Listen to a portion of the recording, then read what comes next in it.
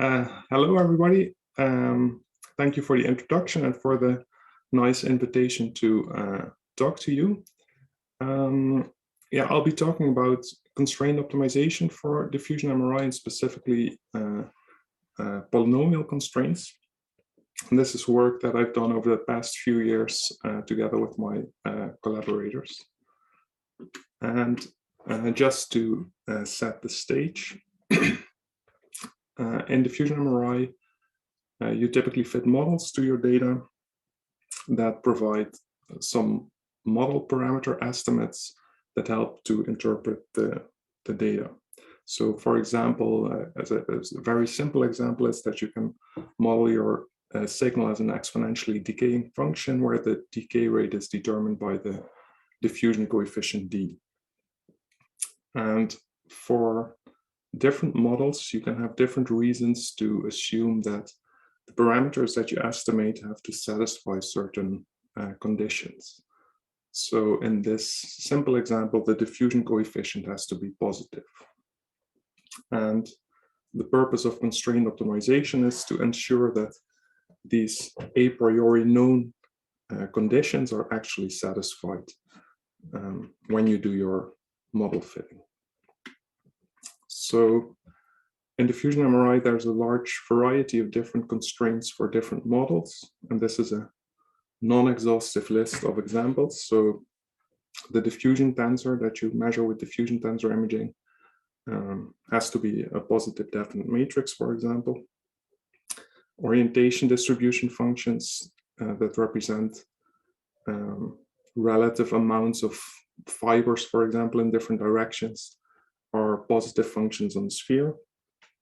The mean kurtosis is a scalar that you can compute from diffusion kurtosis imaging, which has to be typically a positive number.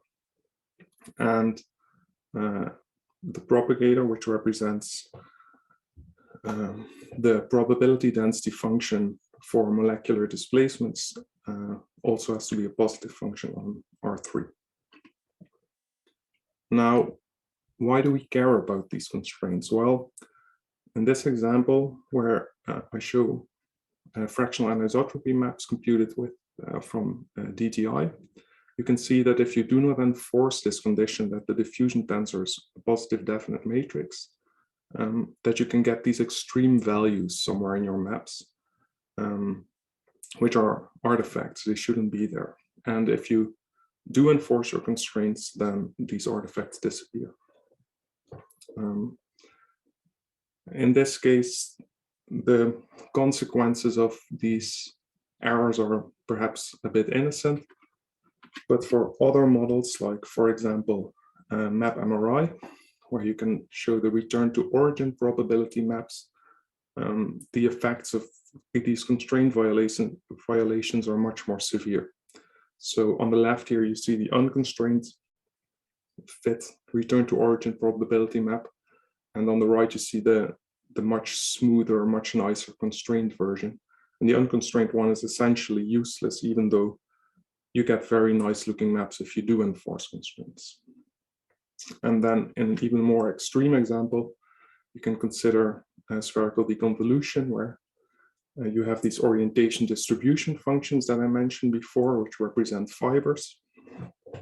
And here, if you would not enforce any constraints, you basically get a mess. Whereas if you enforce constraints, you get nicely aligned ODFs. So of course, nobody ever uses completely unconstrained spherical deconvolution because those results are not very useful. And instead, there are already some approaches that people use to improve these results.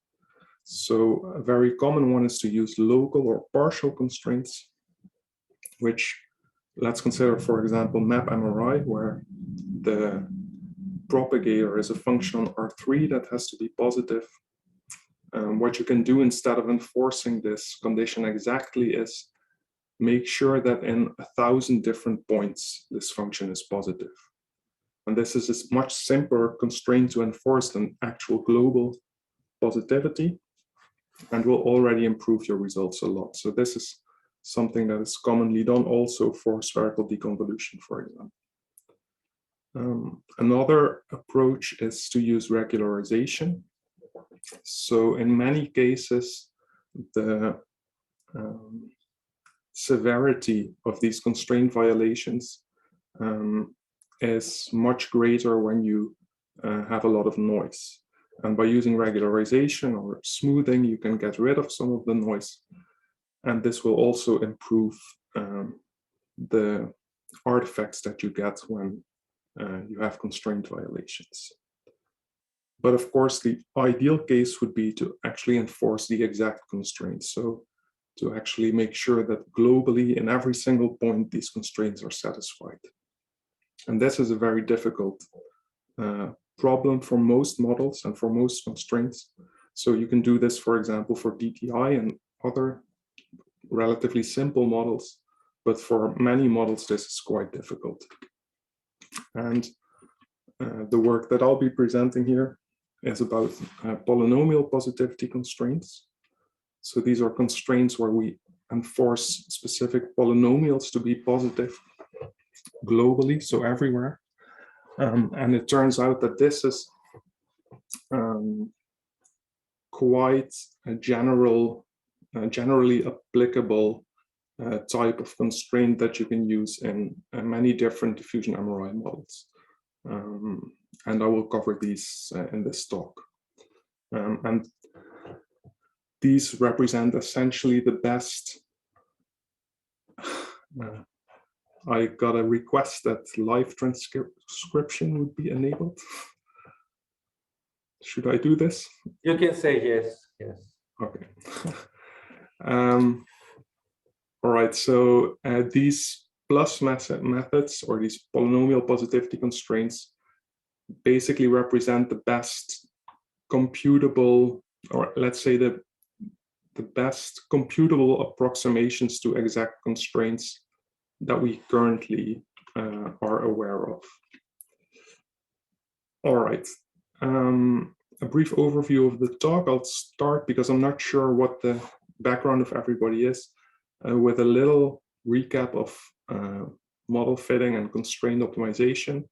And I'll also introduce semi-definite programming, which is the main algorithm that we use to solve the optimization problems that we encounter here. Then I will explain sum of squares optimization, which is the technique that we use to enforce these polynomial positivity constraints. And finally, I'll show what these constraints look like for a few different models and show you some results to hopefully argue that it's a good idea to actually use these constraints. So very basically, what do we do when we fit a model? Well, we start with some measurements. So here, for example, you have different measurements for different b values. You have a model, in this case, the exponential decay model that I also had in the earlier example. And the model fitting procedure then computes the best estimate of the parameter d based on the measurements. So if you have a set of measurements like shown on the left here, then your model fitting procedure tries to find the parameter d so that the model that you have best fits the data. And if we write this in a bit more general words, then the optimization problem that we have to solve is to find some parameters, which in the previous example would just be this coefficient d, that minimizes some measure of a difference between what the model predicts should be there and what we actually measure. So in the previous example, this would be something like a sum of squared residuals. So the sum of the squares of the differences between what the model predicts and what we measure for certain values. And there are some freedoms in choosing this f, which is called the cost function, but I won't consider this at all in this talk. Instead, what I'll be concerned about is a slightly modified version of this problem, where on top of minimizing the difference between these between the model and the measurements, we also want these parameters to satisfy certain conditions. And going again to the more compact, I'm missing a slide here, mathematical notation, we have what you have here on the top, which is the same optimization problem that we had before, where we minimize this cost function f over the model parameters alpha.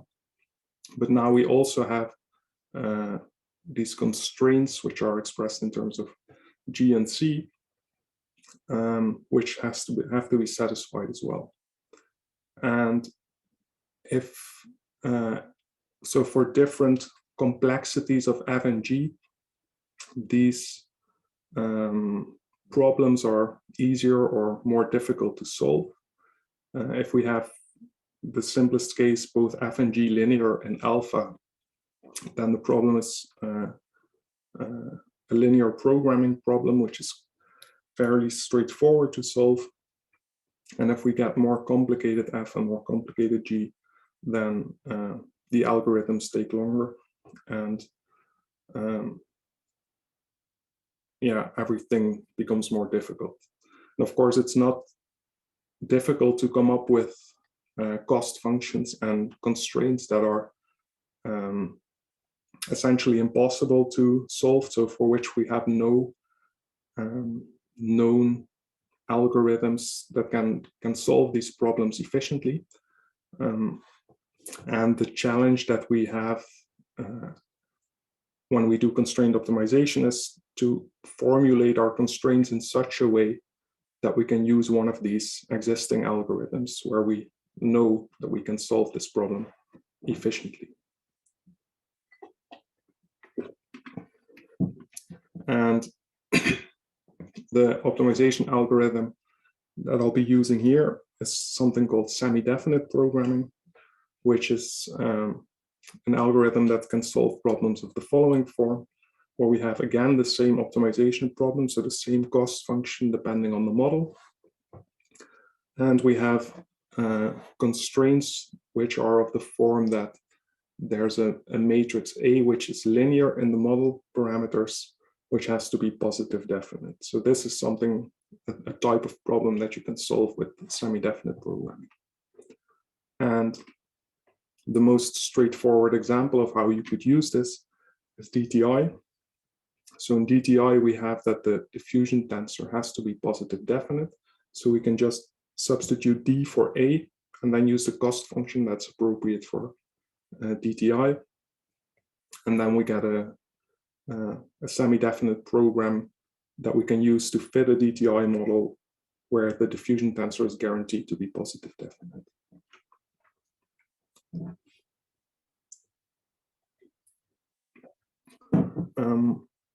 Yeah, so now that we have our footing on constraint optimization, what do we actually do?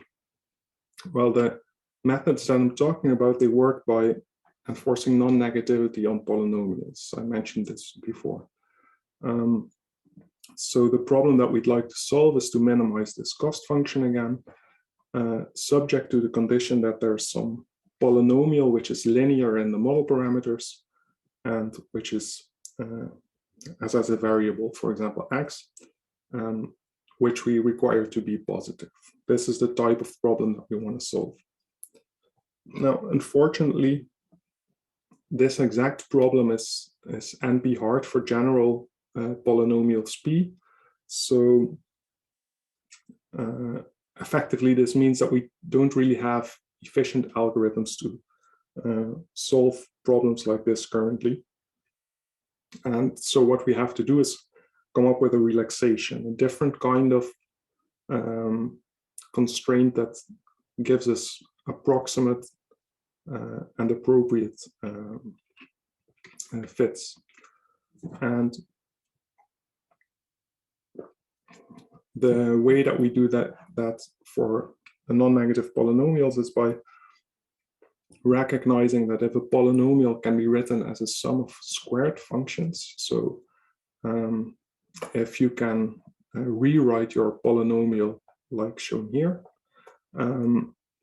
then that polynomial is called the sum of squares. And of course, because all squares are positive, these are real valued polynomials,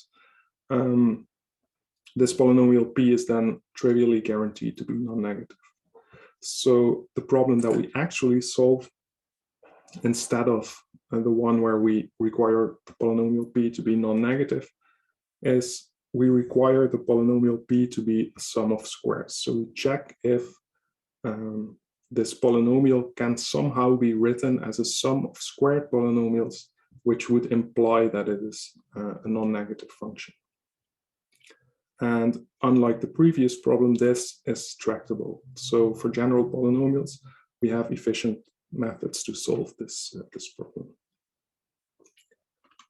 Now, of course, this relaxation doesn't come for free. So sum of squares is a sufficient condition, meaning if you have this sum of squares property, then you know that the function is positive definite or is positive. But there exist polynomials which are positive, but which cannot be written as sums of squares. And at least theoretically, these might pose a problem. So you could imagine that you have an optimization problem where you would like to find a positive polynomial that minimizes some cost function, but the actual polynomial that does this, that minimizes this cost function, is positive but cannot be written as a sum of squares. And so that polynomial would not be found using this technique. Instead, what we find when we use this sum of squares optimization is the sum of squares polynomial that's closest to the actual non-negative polynomial. And then there are some theoretical results that show that these approximations that we obtain are quite good. So the sum of squares polynomials that we obtain are very close to the non-negative polynomials, which means that this relaxation is quite useful in practice. And then there are also empirical results that suggest that this is the case in practice, especially if you have constraints which contain low dimension and degree polynomials, which is typically the case in diffusion MRI. So how do we actually enforce these constraints using semi-definite programming? Well, to do this, we make use of the fact that if a polynomial can be written as a sum of squared polynomials, then it must be able to write this polynomial as shown here. So then that means that there exists a positive semi-definite matrix A and some vectors of monomials E, such that if you write this out, you retrieve the original polynomial. And if this kind of decomposition exists, then we know that the original polynomial is sum of squares. So if we take this polynomial as an example, then we know for a fact that this polynomial is positive because it is sum of squares, because it can be written in the form that I show here. And what we then have to do to enforce this sum of squares condition is, again, the same optimization problem as before, but now with the condition that this matrix A has to be positive definite and also has to reduce to P when you write it like this. So just to sum up, we basically optimize over all matrices A such that these two conditions hold, and then we find the A and the alpha that minimize this cost function. And then just to make it kind of simple, if we have a sampled function, so if we have some samples that we want to fit a model to, then we can use unconstrained optimization, fit a fourth order polynomial to the data, and then notice that it drops below the x-axis. And if we have some a priori knowledge that the correct fit should be positive everywhere, then we can use constrained optimization to fit a fourth order polynomial that is actually greater than 0 everywhere. Yes, so how does this work then for diffusion MRI? I'll start by models that are expressed in terms of Hermite functions. So this is Shor, 3D Shor MAP-MRI models like this. These models are where they provide analytical representations of the Q-space signal. And the benefit that this choice of Hermite basis functions has is that there's a straightforward relation with the mean apparent propagator that describes molecular displacement. These types of models can be used to compute ODFs, but they're typically used to compute return to origin probability and similar scalars. And the constraint that we want to enforce in this case is that this mean apparent propagator is positive everywhere. So now I have to go a little bit into the equations. If we consider, for example, 3D Shor here, then we have that the signal is expressed as the product of some exponential function and then the coefficients with some factors in front, and these functions h, which are Hermite polynomials. So these are polynomials. And this expansion of the signal s provides a direct expression for this mean apparent propagator, which looks like shown here in the bottom. So you have the same Hermite polynomials as you have above. Now, if we just write this in a bit more readable, human readable way, then we have that this propagator P is the product of some exponential and a polynomial which is linear in the parameters. And because this exponential term is already guaranteed to be positive everywhere, the positivity of the propagator is determined entirely by the positivity of this polynomial factor on the right. So if we enforce this sum of squares condition on this polynomial, then we guarantee that this polynomial is positive, and we then by that ensure that the propagator is positive. So that is the constraint that we wanted to impose. So yeah, what we do is we then minimize the cost function that's appropriate for MAP, and we subject it to the condition that this polynomial P, which is this Hermite polynomial thing that I showed before, can be written as a sum of squares. And then I'll show you some results for this constrained optimization technique on human connectome data and on Dipy data, where so throughout the presentation, all the results that I show will be based on MoSEC. So MoSEC is the solver that we use to solve these optimization problems.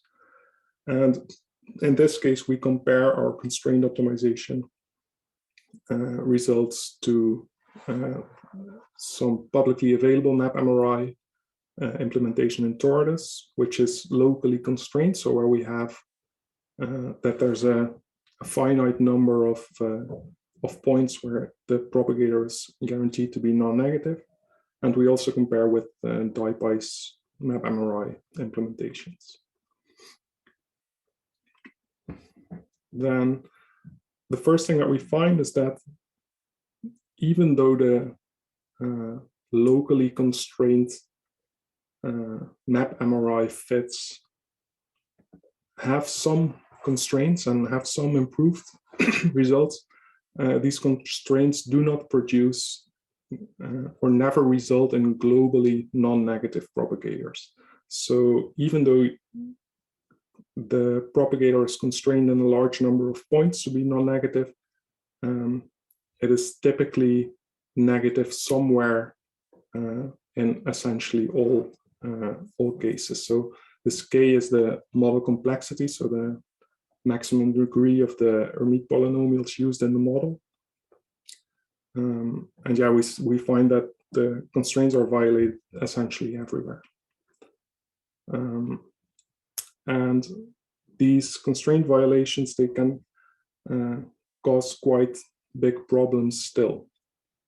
So here you see in the center, for example, the return to origin probability computed for the locally constrained map, and on the left for the sum of squares constraint map, where you see on the left that there's a much better contrast than in the center. And similarly in the non-Gaussianity, another parameter that you can, or another scalar that you can compute for map, we see these kinds of differences. And finally here I compare the standard constraint map of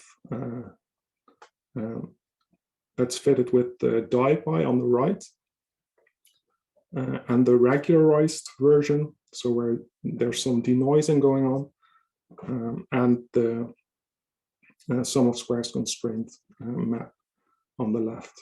And here you see that even though there's no regularization in the constraint optimized version of, so in the sum of squares constraint version of map, you do get much smoother maps comparable to what you obtain when you apply regularization. So it might be the case that if you apply these constraints, that depending on your data quality, regularization is no longer necessary.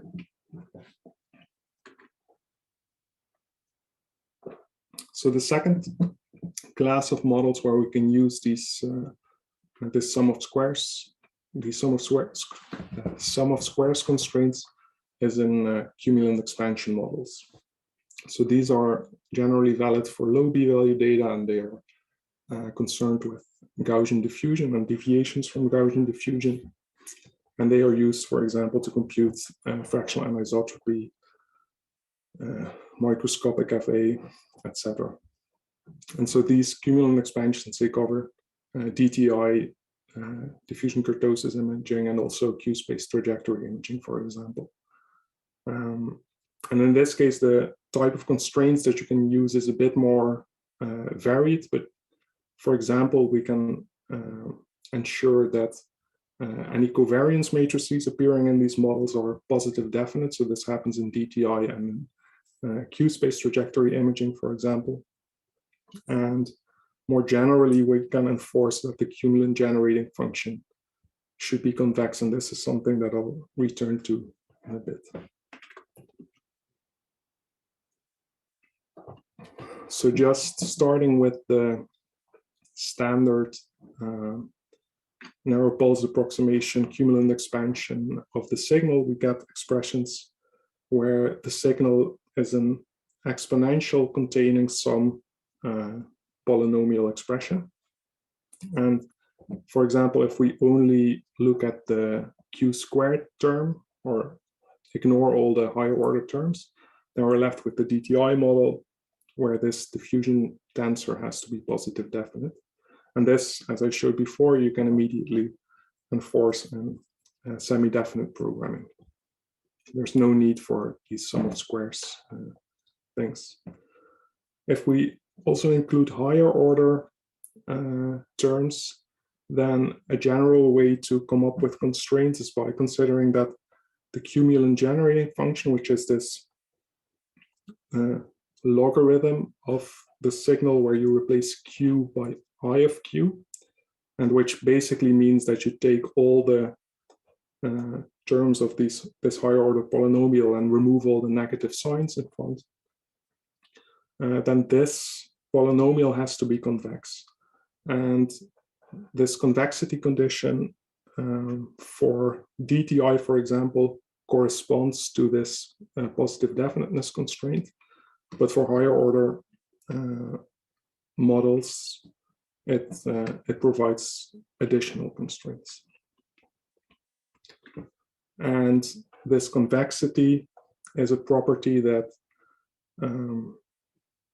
holds when the Hessian matrix of your model. So if you write a matrix containing the second order derivatives of the entire polynomial here, then that Hessian has to be a positive definite matrix, which means that this quantity here, where you multiply the Hessian with variable vectors S, is greater or equal to 0. So this Hessian matrix is a polynomial again. So this entire thing is a polynomial expression that we want to ensure is positive. And so this gives us a polynomial expression that we can constrain using sum of squares constraints. And if we consider Q-space trajectory imaging, where the signal is dependent on this B matrix instead of just a vector, then we get an expansion that looks a little bit like we had before, but where there are higher order tensor objects in each term. And here also we have that this D that occurs in the first term has to be a positive definite matrix.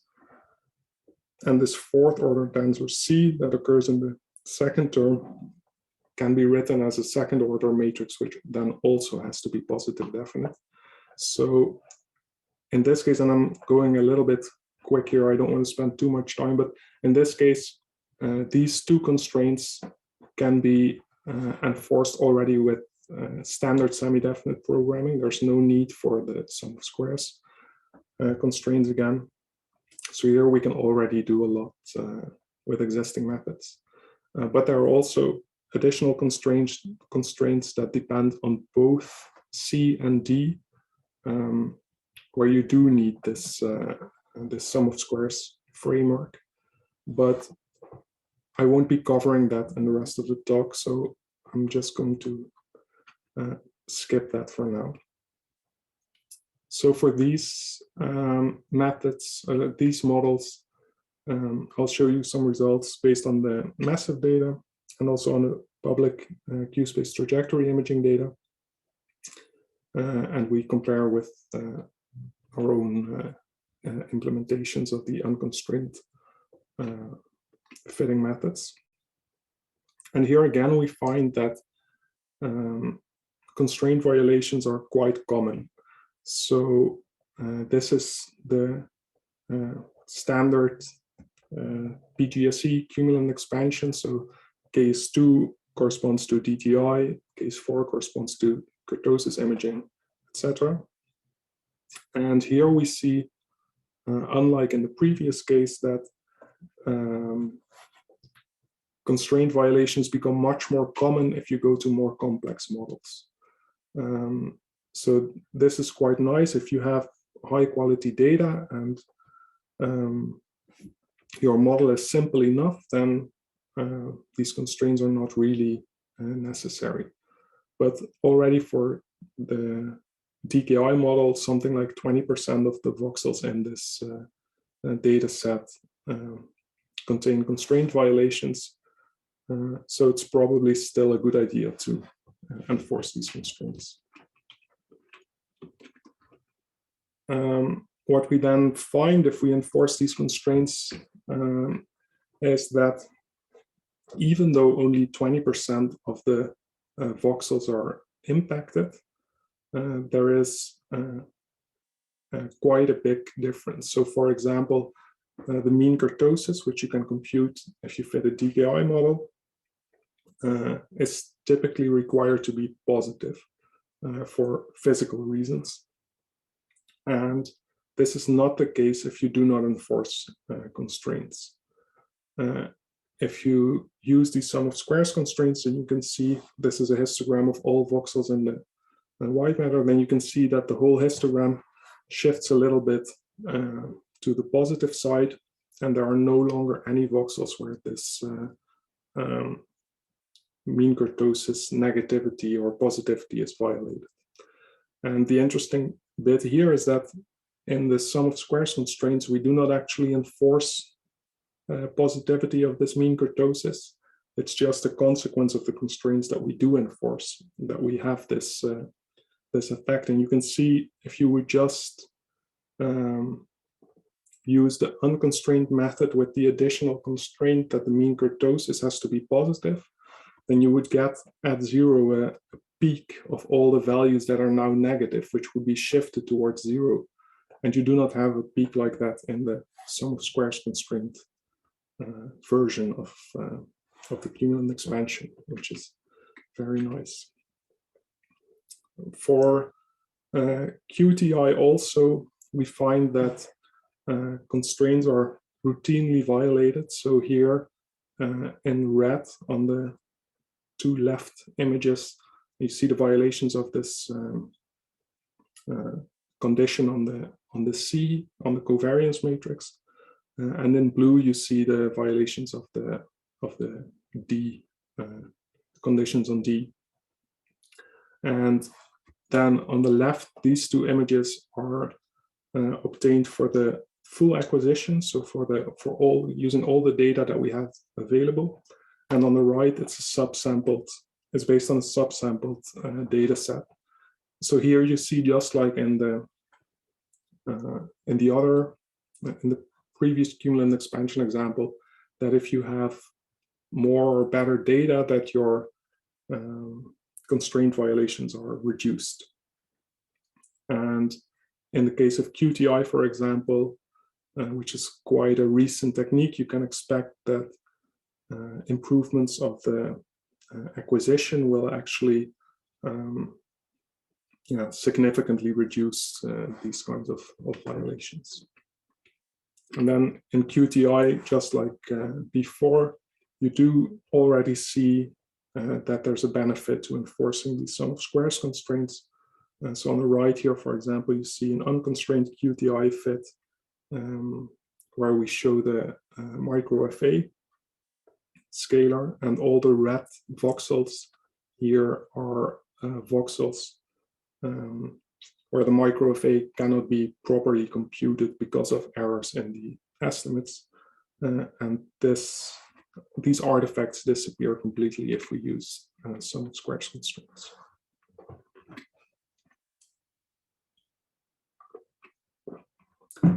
So the final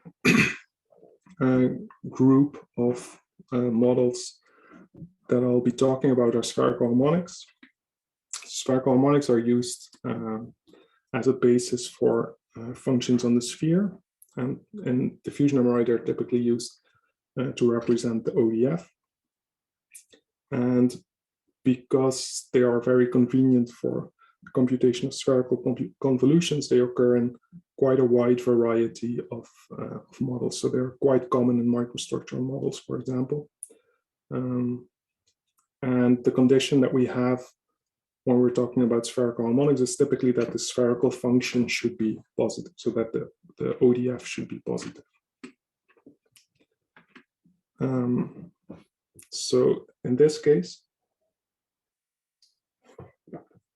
as an example, I'll just use a standard spherical deconvolution model where the signal is written as the convolution of an ODF U and some known kernel K that we already know is non-negative, so it doesn't produce any problems. And then the ODF is typically expressed in terms of the spherical harmonics functions Y. So as shown here on the bottom. And this function U here, this ODF, or these spherical harmonics, they are not polynomials, so we cannot really do anything with them in terms of these polynomial constraints that we discussed. But what we can do is multiply, so extend this function on the sphere that we had to a function on R3, which would be this U bar. And we do this by multiplying with some factor V. And what we then obtain is some solid harmonic expression as shown on the right. So again, to write it in more readable terms, we can take the original spherical harmonic expansion and introduce some powers of this parameter V to write this, or to transform it into an expression in terms of solid harmonics. And these solid harmonics, they are polynomials. And again, I will skip a little bit of detail, but what we can then show is that this solid harmonic polynomial expression, if we guarantee that this is positive inside a ball of radius 1, then we have proven that the original ODF is positive. So that is the condition that we actually enforce. So this is a bit more complicated than the other models, because we are not constraining this function to be positive everywhere, but only in a ball. But it's something that we can still do using the same kinds of techniques. So in practice, we can still enforce these non-negativity constraints. And so here I'll show some results, again, for human connectome data, and also for simulations based on this data. And I'll compare with the standard implementation of MR tricks. So, I mean, this is familiar by now. Constraint violations are pretty much everywhere. It doesn't really matter too much if you use these local constraints or not. But more interesting, what we find is if we look at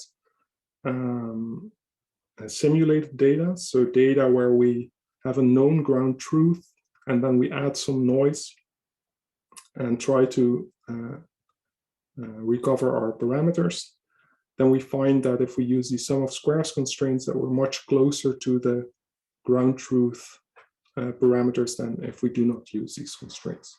So what this shows is that we get improved parameter estimates, assuming that the model is actually correct, of course. And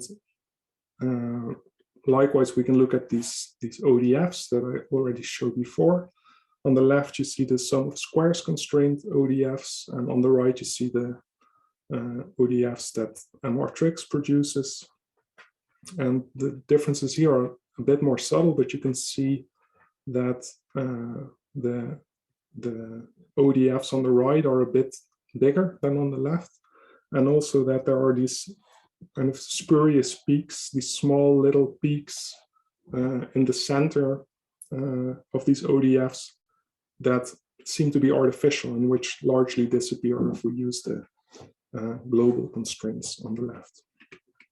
Now, a bit more subtle in this is that also the orientation of the peaks of these ODFs changes if you enforce sum of squares constraints. So typically we see something like a 5-degree deviation between the two methods. And of course, if you use something like, if you use this data for something like tractography, a deviation of 5 degrees can be quite problematic. So again, it's probably a good idea to consider using these constraints. Just to conclude, we can use semi-definite programming to impose constraints on a large segment of relevant models. And it's probably a good idea to do this because it can prevent errors in quantities derived from the data. And it seems to be that these polynomial constraints that I discussed here can be applied in many different ways in diffusion MRI. So I expect that they can be applied in other settings as well still. But of course, this requires model-specific development. So as you've seen here, for CSD, for example, you really have to sit down and figure out what the right constraints are to enforce. Now, there are limitations to these methods. So for example, if you have very complex models, so very high orders or very complicated constraints, then it can become computationally infeasible rather quickly. So these are quite computationally heavy methods. But because in diffusion MRI, we don't really have hundreds of parameters that we want to fit, this problem is not very relevant for diffusion MRI. And then another thing that should be taken into account when using methods like this is that constraint optimization always produces biased results, biased estimates, so they are more accurate, but because they are constrained, they are also biased. And this, of course, has to be taken into account when you perform statistical analyses.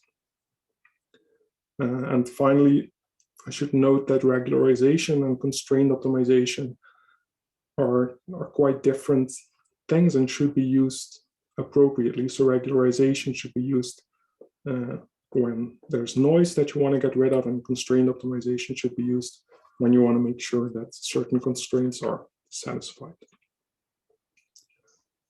And then as ongoing work, we're currently implementing some of these methods in Dipy. So if anybody wants to help, then they're welcome to do so. And of course, there's still different models that we can try to generalize these methods to. And one thing that I didn't mention before, but which is quite an interesting topic, is to try and implement these constraints for models which are nonlinear. But yeah, this is something that I didn't really cover here. So then I'll thank my collaborators.